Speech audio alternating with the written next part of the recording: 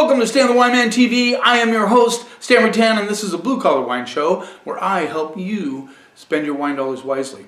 One of the most popular episodes I have, well, there's two, one on Carmenere, which is amazing, and the other one is an episode I did about 3 years ago called Can You Age Inexpensive Wines? And it's still one of the most watched episodes that I have. So obviously it's a subject that people are very interested in. So I thought I would do a two-parter follow-up to that. So I dove in underneath my house, pulled out some wines that I'd put away, all budget-friendly wines that I tucked away in the cellar, using that term loosely, just a place that doesn't get hot, to see how they do. It's been a hobby of mine or something I've done from the very beginning of my wine career when I first found out that hot cress was a second label to Stag's Leap.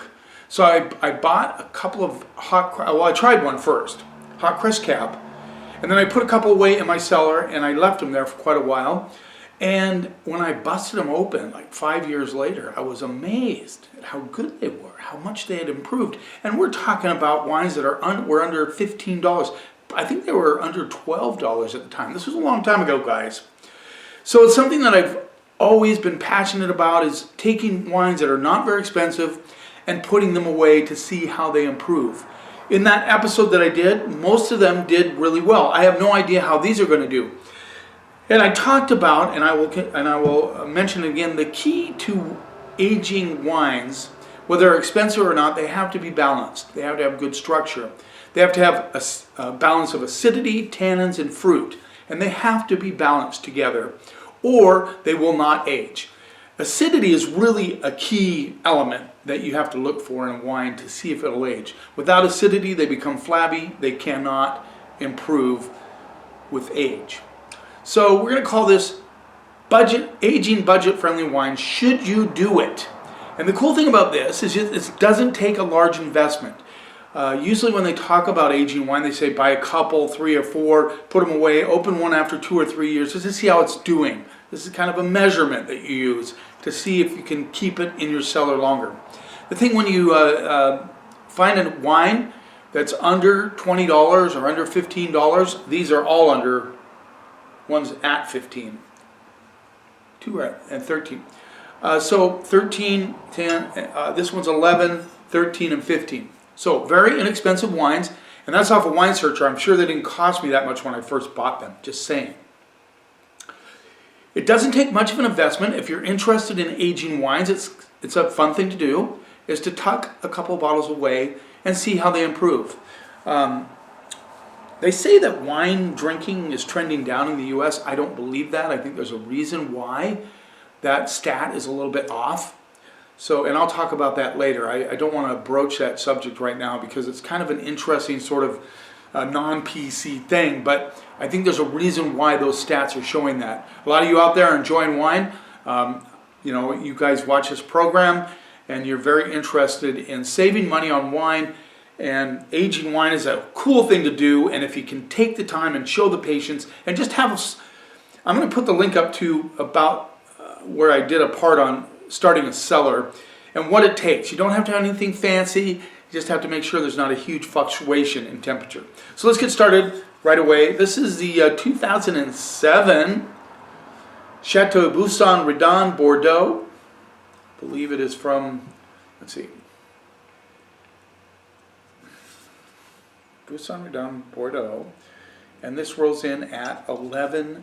And I think I got it for less than that. 11 bucks. There's your label. Now, you're not going to be able to find one of these, but if you could, that'd be really cool. But when I put this away, I based it on those 3 things: acidity, tannins, and fruit. Now, sometimes if it's high tannins, the age will kind of soften those tannins. So if you have really big tannins, you might realize it after a few years. So this is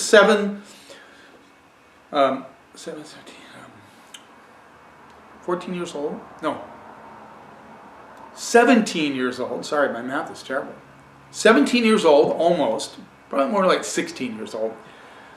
And I got it for less than 11 bucks. I'm just going off a Wine Searcher because I have no idea. I didn't write them on the back.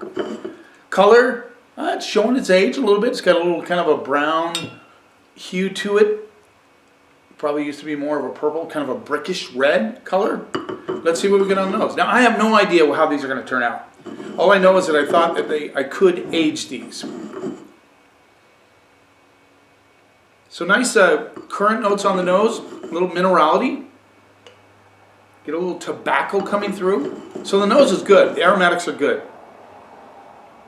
Get a little bit of cedar dust, cedar board on this one as well, which you expect from Bordeaux. This does not give the breakdown. Usually they're Cab Merlot, Cab Franc, somewhere in that. And if it's on the left bank, it'd be Cab Dominant. If it's right bank, it'd be Merlot Dominant. A little bit of leather coming through as well. Let's see what we get on the palate.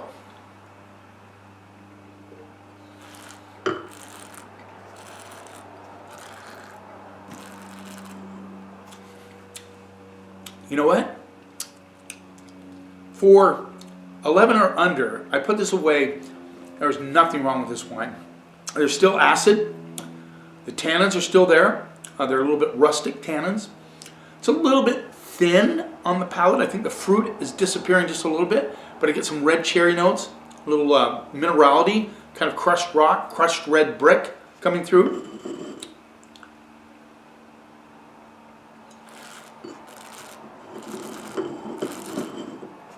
I'll have to look back on the other episode, which I did not do, and see if one of these was in one of that episode.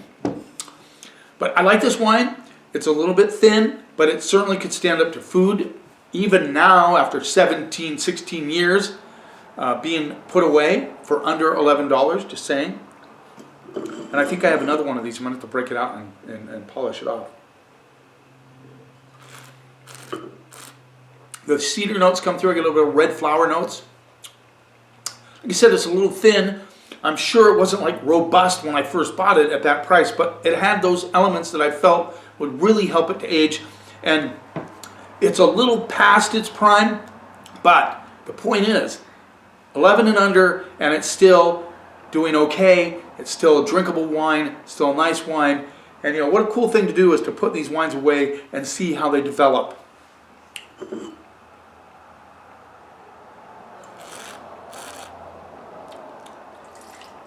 The acidity actually is quite impressive on this wine. So from a grading standpoint, I'd say at this stage in its life, I would go C+. It's a solid wine for 11 bucks, guys. And one thing I did talk about in that last episode, I know Hot Crest came from California, and I knew that it was a second label, the Stag's Leap, which meant it had good pedigree. It's easy to take expensive wines, you know, Parker, or you know, one of these guys says, yeah, you can, a suckling might say, yeah, you can age this for 10 years, and you spend 50 bucks. But how cool is it to take a wine that is only $15 and put it away? I like to go to France, Italy, and Spain for ageable wines, but you can also, if you have a little insight onto something like a Hot Crest, not a bad way to go about it. So this is the, let's see, vintage, come on. Sometimes I have trouble finding the vintage, and I should know it. Alan would say you should look before you get on here, but you know, I know. Come on, it's right in front of me. It has to be. Where are you? 2011, right in front of me. Campo Viejo Reserva Rioja. This rolls in at $15 off of Wine Searcher. I'm sure I got it for less. Once again, 85% Tempranillo, 10% Graciano, 5% Oswello, yes. 50% French oak, 50% American oak, $15. 2011. So, 12 years old.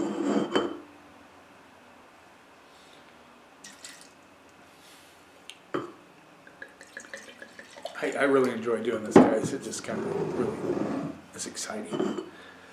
So this is part one. We're going to do 4 in the next one, but and I'm going to do them back to back. I got the wines back here, but I didn't want to do it all together. It would have taken too long. I want you guys to enjoy these episodes and not go. I don't want to put you to sleep. This one's fairly dark.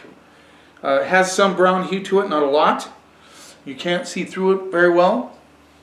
A little bit, not too much. It's very dark. I would go, yeah, kind of the reddish garnet color.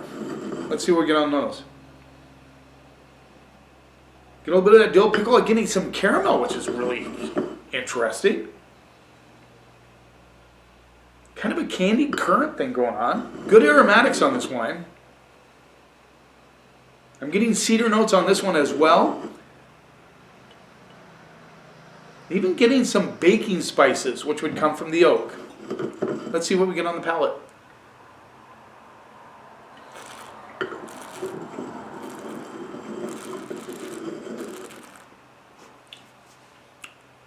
Impressive. Very impressive. 13 years old. And this baby is screaming. Deep currant notes. Good acidity still. Nice little dill pickle on the finish, which comes from the American oak. And very common in Rioja.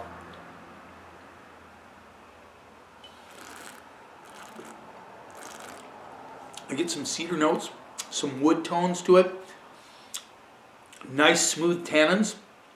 Good balance. Good structure. Everything kind of in harmony with each other. This is a solid wine, guys. Like I said, how fun is this? I mean, if you have the patience, and I know a lot of you out there do, put them away. It isn't a huge investment. Buy a couple. You don't have to spend a lot of money.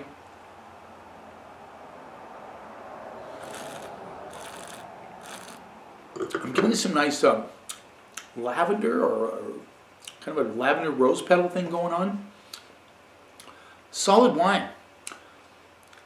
I'm gonna go B plus A minus on this wine, and I think I have another one in the cellar.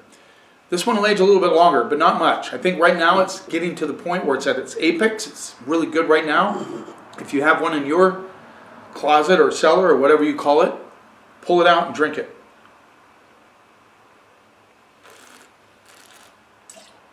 Nice Rioja, or as my British wife would say, Rioja. Okay, now we're going to Italy. So we have French, Spanish, now Italian. This is the Villa Luisa Chianti Classico 2011, same as that one. From Marquis de Petri. This rolls in at $13. Wine Searcher. I probably paid less for it.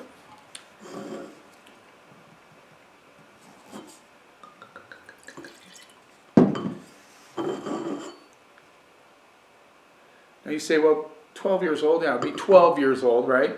12 years old. Not super aged, but you know what? It has age on it. And what do you expect for under all 15 and under?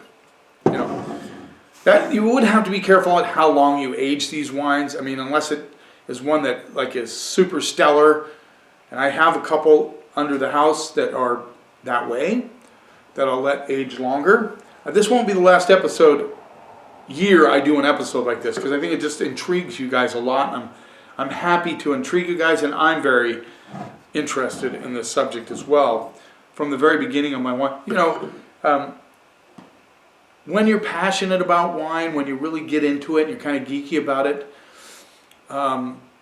you know, it's fun to do. It's cool to experiment with this kind of thing, and because wine is a living organism, and it changes with time, and sometimes you just get really surprised, and it's a really good surprise. So this is a kind of a ruby darker color to it. Sangiovese would be the main grape in this one. So this is Sangiovese based. This is probably I'm pretty sure this is where they started allowing to be put Cab and Merlot in Chianti, which they do now. Let's see what we get on those. A lot of cedar notes on this one. I get some strawberry and currant notes. Kind of dark fruit on the nose, which is really cool. Again, I get a candy-esque thing coming through in the aromatics. A little bit of bark action, dry bark. Let's see what we get on the palate.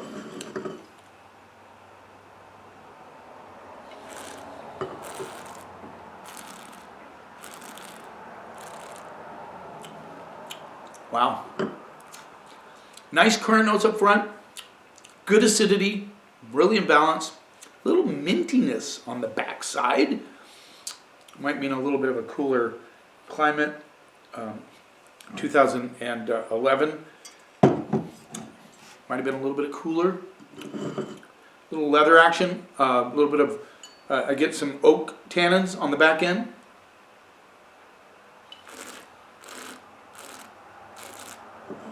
It's dry, but good structure, nice body, finishes dry, smooth, balanced, currant notes, cedar, a little bit of cedar coming through, a little bit of worn leather as well.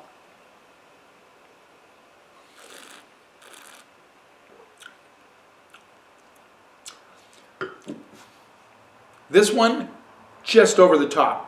Barely. If I have another one of these, like I said, I'm going to have to pull it out and drink it. But it's still doing well. So for those people who out there who say you can't age budget-friendly wines, I'm sorry, but I disagree.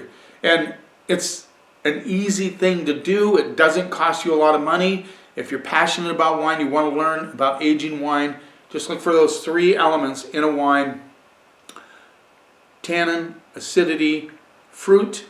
If they're in balance, it has to have acidity. Otherwise, it won't age. So look for those 3 things. Tuck a couple bottles away. You don't have to do 4. You don't have to do 3. You can do 2. After 2, open it up. After about 5 years, see how it's doing. And if it still looks like it could age longer, just wait, and you'll be rewarded. Thanks for taking a little time out of your day. I know you enjoyed this subject, and I'm going to do a part 2 right after this. And what a cool thing. What a very cool thing. If you haven't subscribed yet, please subscribe to my channel. You can see what's coming up. Like this if you like this video.